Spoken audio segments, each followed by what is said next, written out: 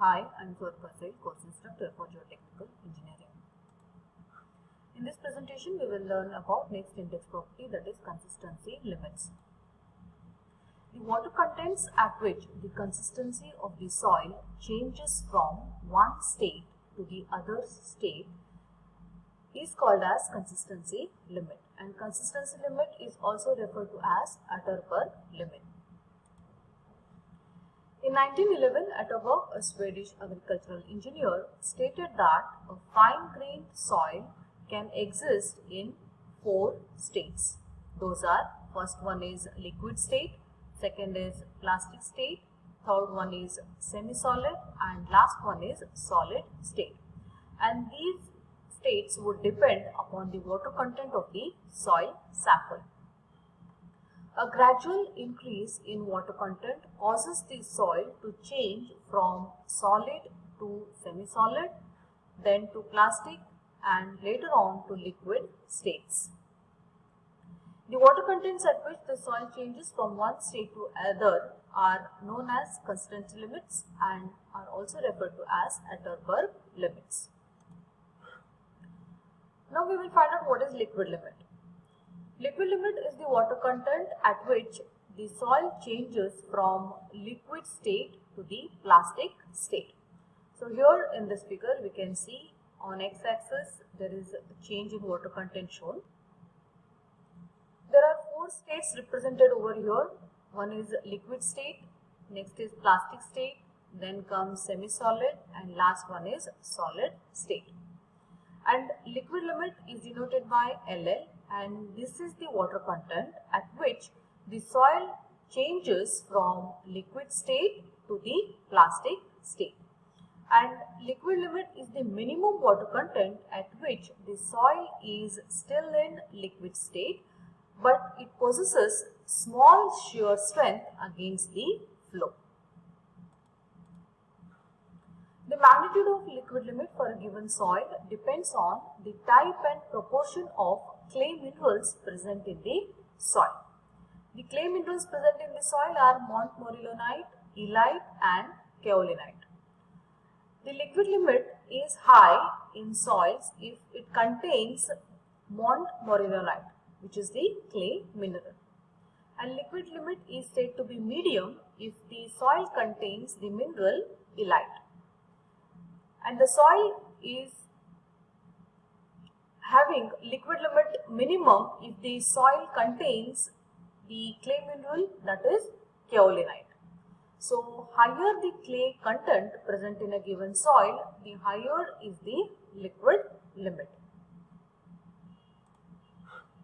The shear strength of all soils is found to be same, equal to 27 gram per centimeter square or 0.027 kgf per centimeter square when the water content is equal to the liquid limit. And this liquid limit is an important index property of fine-grained soils which helps to predict its swelling and compressibility behavior under the loads. Like for example, when the load is applied on the soil sample, like for example, if there is a construction of structure over a soil, we need to know how much would be the swelling and how much would be the compressibility under the applied load. So liquid limit will help us to determine its swelling and compressibility behavior. Higher the liquid limit, higher will be the swelling of the soil on wetting. The compressibility, that is nothing but decrease in volume under loads, which determines also the settlement of the structure, increases with the increase in liquid limit of the soil. So that means if the liquid limit of the soil is high, that means the compressibility of the soil is also more. Skempton gave an equation for compression index, that is Cc, in terms of liquid limit. So compression index is usually used to find the settlement of the soil. The equation which relates compression index to the liquid limit is Cc equal to 0.007 into liquid limit minus 10. Liquid limit can be determined by any of these following methods. First one is Casegrande's mechanical method and second is Opal's cone penetration method. Next consistency limit is plastic limit, which is denoted by PL. So in this figure we can see the representation of PL, and PL, that is the plastic limit, is the water content at which the soil changes from plastic state to the semi-solid state. IS 2720 Part 5 1985 describes the procedure for the determination of plastic limit.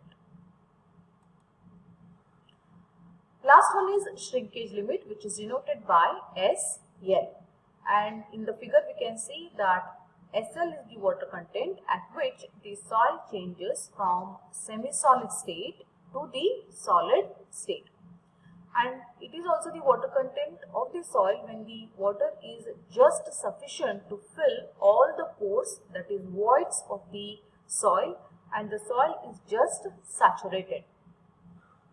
The volume of the soil does not decrease when the water content is reduced below the shrinkage limit. For fine-grained soils, it was observed that a decrease in the water content causes a corresponding decrease in the volume of the soil when the soil is in plastic or semi-solid state.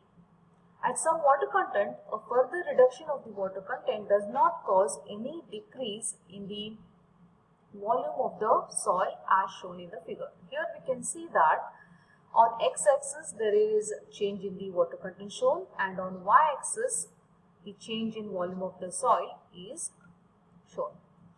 As the water content is reduced, we can see here, as we decrease the water content in the soil, there is subsequent reduction in the volume of the soil mass, and this reduction is up till shrinkage limit, and with the further reduction in the water content in the soil, there won't be any change in the volume of the soil.